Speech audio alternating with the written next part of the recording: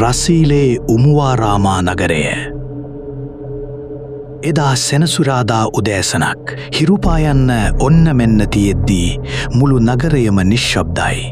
හැබැයි තමන්ගේම නිවසේ ආරක්ෂිතව ඉන්නවා කියලා හිතපු දෙන්නෙක් කිසිම දවසක බලාපොරොත්තු නොවූ දරුණු ඛේදවාචකයකට මුහුණ දෙන්නයි යන්නේ.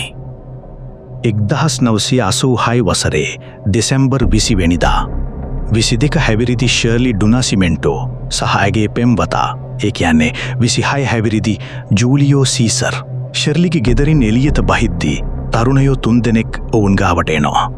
බැලූ බැල්මට සාමාන්‍ය පෙනුමක් තිබුණ මවුන් ලුයිස්, එඩි වෝල්ඩෝ සහ ඕරෝ වෙඩි වෙලාවක් ගිය නැහැ.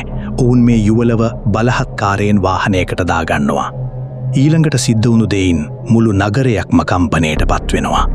පැහැරගත්තු අය මේ දෙන්නව නගරයෙන් ගොඩක් ඈතට කිසිම කෙනෙක් නැති පාළු තැනකට අරන් යනවා. එතනදී ඔවුන් ෂර්ලිව අතිශය අමානුෂික විදියට අපයෝජනය කරනවා. මේ හැමදේම සිද්ධ වෙද්දී ඇගේ පෙම්වතා වූ ජූලියෝට සිද්ධ වුණේ අසරණ වෙයි දෙස බලාගෙන ඉන්නයි. ඒ ම්ලේච්ඡ වැඩේ ඉවර වුණාට පස්සේ ඔවුන්ගේ අවධානය ජූලියෝ වෙත යොමු වෙනවා. පසුව මොවුන් ඒ පාළු පාර අයිනේ ජූලියෝව වෙඩි තබා ඝාතනය කරනවා. ෂර්ලි දිවි බේරා ගත්තත් ඇය දුටුවේ බිහිසුණු දර්ශන ඇගේ මුළු ජීවිත කාලයම ගම්පා කළා. 15කට පස්සේ මේ පුවත නගරය පුරා ලැව්ගින්නක් වගේ පැතිරෙනවා. සැකකරුවන් අත්අඩංගුවට ගත් බව රේඩියෝවෙන් ප්‍රකාශ කරනවා. මුලින් මිනිස්සුන්ට දැනුනේ සහනයක්. හැබැයි පස්සේ ඒක ලොකු කේන්තියකට හැරුණා. පොලිස් ප්‍රශ්න කිරීම් වලදී මේ 3 දෙනාම වරද පිළිගන්නවා. අපරාධිය වුණු තැනට ඔවුන්ව එක්කන් ගිය වෙලාවේ තමයි හැමදේම වෙනස් වුණේ. පොලිස් නිලධාරියෙක් එඩි වෝල්ඩෝගෙන් ඇහුවා. ඔයා කොහොමද ජූලියෝව මැරුවේ කියලා. ඒ වෙලාවේ නපුරු හිනාවක් දාපු එඩි කිව්වේ මට පත්තු වෙන තුවක්කුවක් දීලා බලන්නකෝ කියලා. ඒ එක වාක්‍යය මුළු නගරයම ගිනි තිබ්බාසේ. දෙසැම්බර් 21 වෙනිදා රාත්‍රිය වෙද්දී 2000කට අධික පිරිසක් පොලිසිය වට කරනවා. පොලිසියට ඒ සෙනග පාලනය කරන්න කිසිම හැකියාවක් තිබුණේ නැහැ. පොලිස් නිලධාරියෙක් ඒ වෙලාවේ තත්ත්වය විස්තර කළේ මෙහෙමයි. මම ආපහු එනකොට මිනිස්සු 200ක් විතර පොලිසිය ඇතුළට කඩා වැදිලා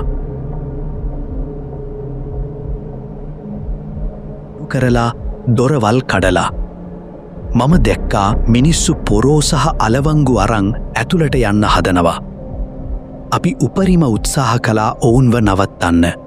හැබැයි ඒක කරන්න බැරි දෙයක් වුණා. එකෙක්ව නවත්තද්දී තව කෙනෙක් කකුල් අස්සෙන් රිංගලා ඇතුළට යනවා. අන්තිමේදී ඔවුන් 7 වෙනි සිරකූඩුවට ඇතුළු වුණා. එහි තමයි මේ සැකකරුවන් 3 දෙනා හිටියේ.